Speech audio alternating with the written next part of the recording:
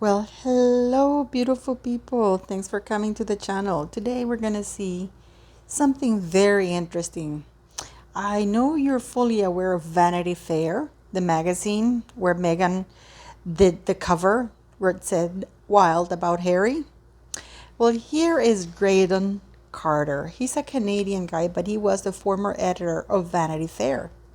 And this is what he has to say about this. And this guy is actually quite powerful within Vanity Fair, in spite of the fact that he's no longer working for them as of recently. The decision Harry and Meghan made that will come back to haunt them. The couple have been offered some advice, clearly by Graydon Carter, right?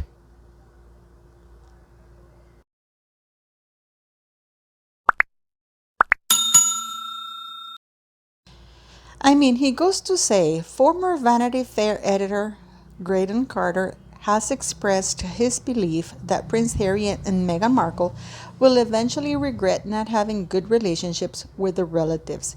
He emphasized that the limited contact with cousins, uncles, aunts, and grandparents will have negative consequences for their children, Archie and Lilibet.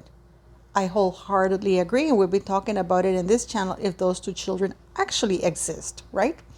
Because actually, if you Google the United Nations children's rights, you will see that one of the rights of the children is to be able to have a relationship with all extended family members. And in order to, because it's part of their growth. So them being isolated in such a way goes against everything that is right. It is actually quite abusive in my very humble opinion. And here we have Meghan Markle looking as skanky as ever. But yeah, I mean this is, we know that. He goes on to say that will come back to haunt them at a certain point, he told the Telegraph.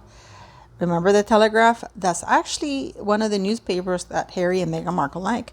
They have no cousins that they see, or uncles or aunts, and they don't see grandparents except for one. And we know that Doria is not the best role model as a grandparent, given the fact that she was a terrible mother, in my opinion, because if you dump your daughter at the age of 6 or 7 years of age and take off and don't see her for 10 years or more, something is wrong with you, and you're either have no motherly love or Meghan was a terrible child.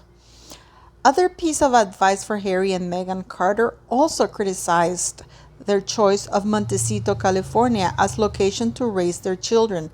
He described it as a monotonous place with nothing to do, referring to it as God's waiting room. It's a 40-minute drive from LA, and there aren't many kids there because young families can't afford it, he explained, which is absolutely true. And the people who live there are absolute billionaires like Oprah Winfrey, or a lot wealthier millionaires than Harry and Meghan are. And they don't have kids, and the kids they have, they flow all over the place to Europe and stuff like that. He's absolutely right.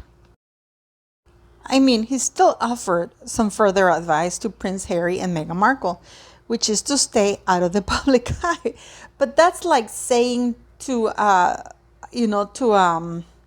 serial killer, don't kill. There's no way that Harry and Meghan are going to stay out of the public eye.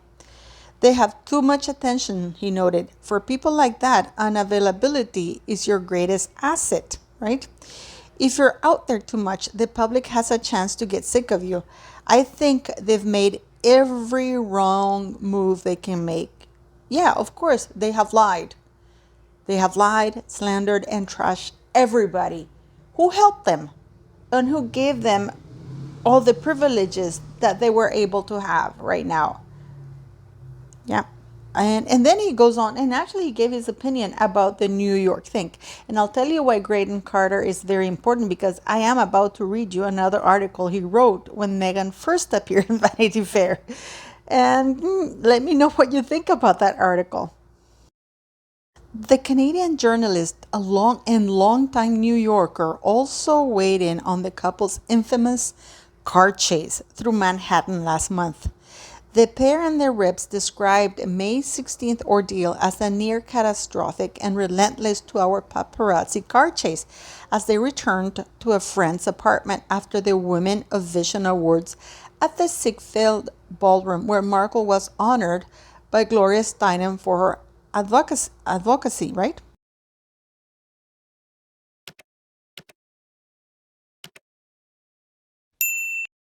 I've lived in New York for 50 years, and you can't go faster than 3 miles an hour, which is absolutely spot on.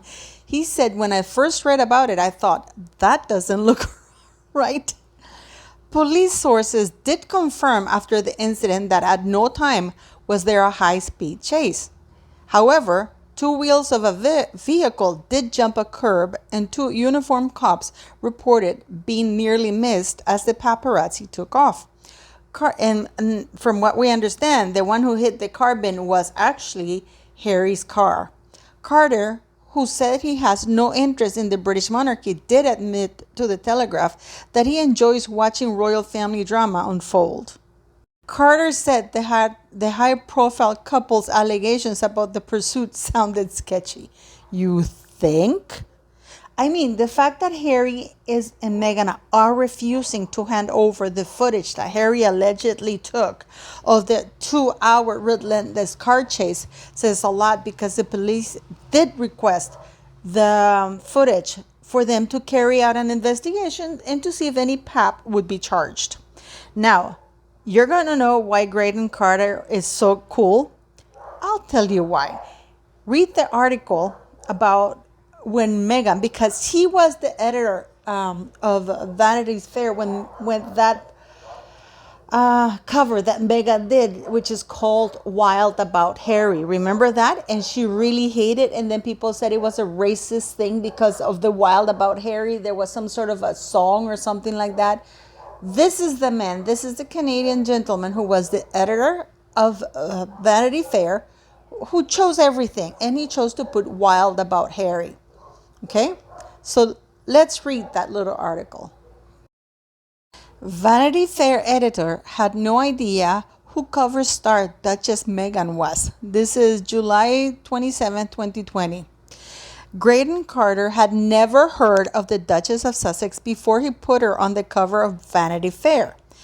In September 2017, the then actress Meghan Markle confirmed her relationship with Britain's Prince Harry in the magazine, but the publication's former editor admitted it took some persuasion to agree to giving her the prestigious flagship interview.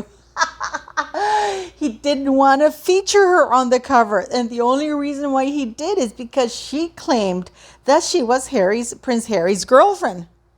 Explaining that a staff member pitched the idea to him, saying, "I was thinking of trying to get Meghan Markle for our cover." Graydon added to the Daily Telegraph newspaper, "I said, I don't know who she is." She said, "She's on a TV show called Suits." "Never seen it," he replied. I replied. I mean, it gets better. And Graydon thinks his doubts were justified because the issue didn't sell particularly well. He added, the issue didn't sell particularly well. Maybe it was too soon. Maybe it hadn't settled in people's minds yet that this woman was going to marry an English prince. Meanwhile, although Meghan and Harry, who have a 14-month-old son Archie together, are currently living in Los Angeles, Graydon urged them to return to the UK because people are not impressed by their position, particularly now they're no longer working royals. He said he'd be crazy not to move back to Britain, but Britain doesn't want him. Los Angeles is not a place for people who don't have a part in their professional firmament. And he's absolutely spot on. But isn't it embarrassing? And it's actually quite telling that Meghan Markle was... Remember there was an article about a lady who wrote that Meghan Markle was really pushy, and she would be telling people, "I'm Prince Harry's girlfriend, and therefore give me the best stable, or give me this, or give me that." So apparently she's the one who pushed herself into this, and it took some persuasion to put her on the cover. And even then, she didn't sell enough. As you can read now, he's saying that issue didn't do particularly well because Rachel Meghan Markle is a nobody, and she knows it. And this is why she was using Prince Harry's title and name to get covers, to get places in restaurants, to get ahead everywhere. She was grifting right then and there. She was trying to get as much publicity because back then she still didn't know whether she was going to marry him or not. And please get ready for this because this is the brutal part. Meghan was on a middling TV show that a lot of people didn't see. And as for Harry, being a soldier and liking football are just not sellable talents out there. You can get it right if you stay on message in LA, but I think it's very hard to start telling people about the fate of the planet when you're flying in private planes, living in a 14-bedroom Beverly Hills mansion, and living off the state. I really don't think you can lecture people from that position. British people are clearly just saddened that this star in their eyes, and I mean Harry, not Meghan, has left the country and gone his own way. It doesn't make sense to a lot of them. Oh my goodness. The shade. I mean, I love this. I really love this. So as I said before, keep in mind that when she did this thing, this cover, she was only Harry's girlfriend. This is when she came out and confirmed she was his girlfriend. This is how she got the cover, by saying, I'm Prince Harry's girlfriend. And like Mr. Carter said, he wasn't very convinced about it. He had to be persuaded about it because, Harry had many girlfriends. She wasn't even his type. So this is how Meghan was grifting her way through everything. Say, I'm Harry's girlfriend. Give me the best table. But if this, and he gave this interview a long time ago, and people didn't believe him. People didn't believe him. They wanted to trash him and everything. And Meghan was absolutely angry because for Mr. Carter, she was a D-lister from a Midland TV show that nobody ever watched, nobody ever saw.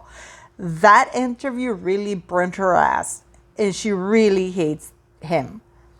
But what do you think? Do you think it was right with that assessment that people were sad to see Harry go, but not Meghan? Because she is truly a nobody. Please leave me your comments and let me know what you think. But things have taken a turn for the worse because now she can't get any covers. Nothing. That's pretty pathetic, isn't it? From a woman who could have had the world. And she threw it away and spat on everybody's faces. What do you think, beautiful people?